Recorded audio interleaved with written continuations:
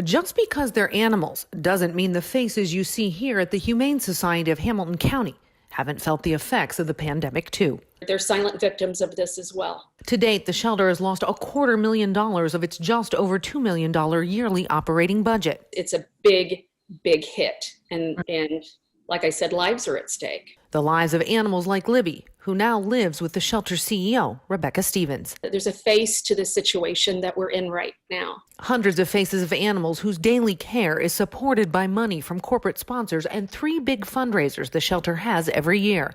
Some of that corporate money has gone away with COVID, and so have the fundraisers.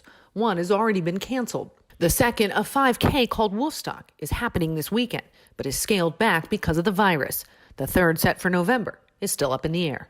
This is huge for us. Just those 3 events represent about $400,000. The Indiana University Lilly Family School of Philanthropy studies how people give and to whom. They say right now it is too soon to tell the effects of COVID on fundraising efforts, but say usually 2/3 of Americans give when there's a disaster somewhere.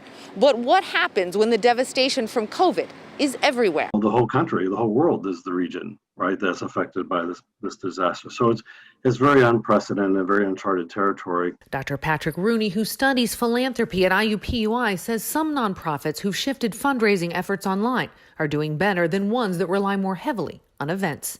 Again, even on the charitable level, there's a very uneven effect from charity to charity. His advice to nonprofits that are struggling. People don't give if they're not asked. Rebecca Stevens is asking on behalf of hundreds of animals still looking for homes.